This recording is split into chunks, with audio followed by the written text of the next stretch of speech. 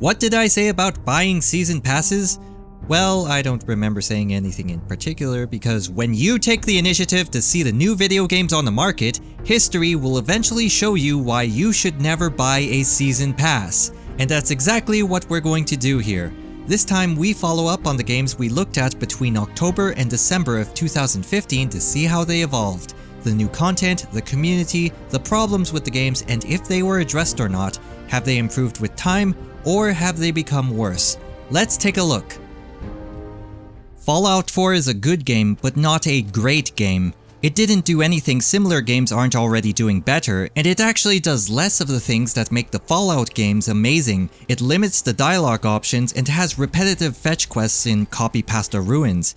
I really like the base building element to the game, but they simplified everything else. It's less of an RPG and more of a first-person shooter.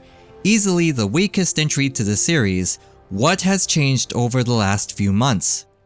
Several patches were released to address many of the problems at launch. They improved the frame rate around the more graphically demanding areas, along with some UI improvements and new decorations.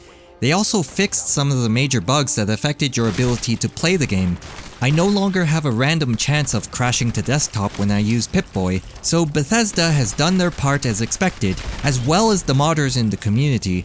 There's an unofficial Fallout 4 patch made by the modders which takes advantage of the creation kit and the community developed tools to address hundreds of minor bugs not officially addressed by Bethesda.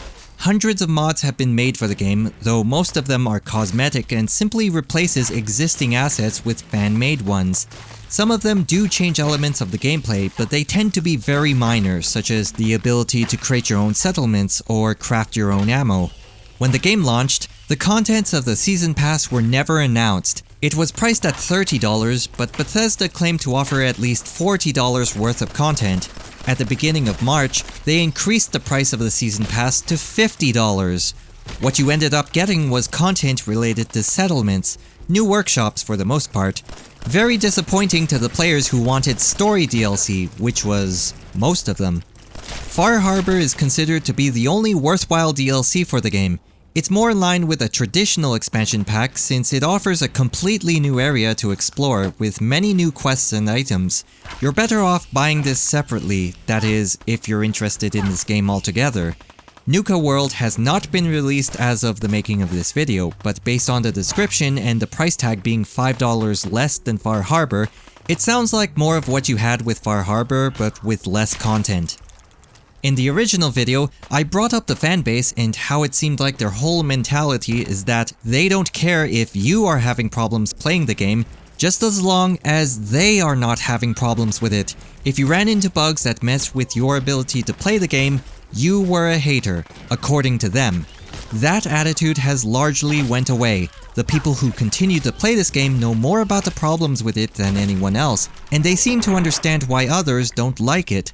While the game has technically improved over the last few months, many of the inherent problems with the game design still remain. Everyone seems to have accepted the game for what it is, so if you were turned off from this game before, you probably won't be changing your mind. I noticed that Skyrim has a bigger player population than Fallout 4. Steam charts shows Skyrim typically peaking at around 35,000, while Fallout 4 is around 28,000.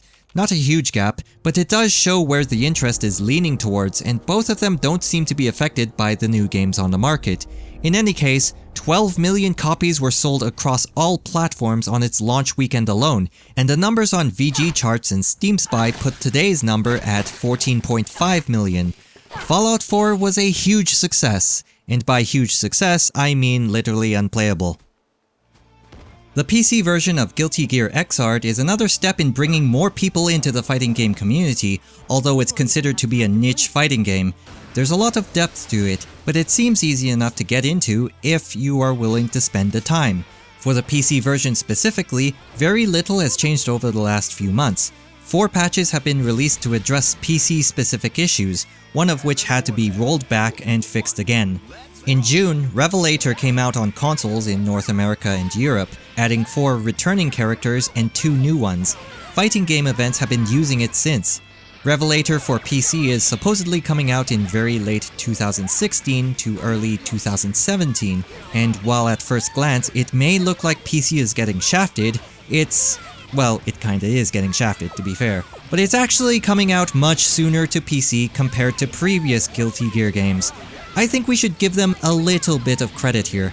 Fighting games have always been associated with arcades and consoles for the last 2 decades, and while a lot of people in the fighting game community complain about the general lack of PC support for fighting games, this is a trend that is somewhat new, and it's slowly but definitely improving. For new releases and the developer support for them, I think it'll take a few more years before fighting games on PC reaches parity with their console versions.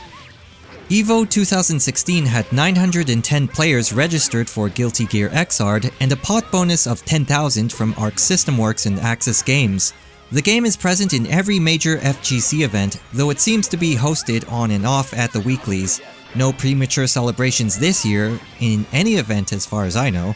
The game has a fairly large player base, but it looks more like a player base interested in anime fighters than Guilty Gear specifically.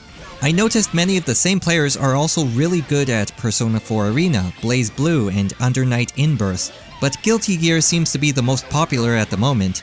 If you're interested in this game, you're going to be playing on console for a while, but more importantly, you'll want to be attending your local events. As a side note, I also want to touch on the engine again, because I am really fascinated with the inner workings of these games. This is Unreal Engine 3. When you think of the Unreal Engine, you think of first-person shooters, but when you look at the fighting games currently being played today, a good number of them are running an iteration of Unreal Engine.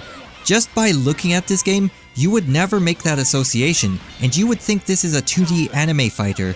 In reality, what you're looking at are 3D models in a 3D environment with a very sophisticated shader.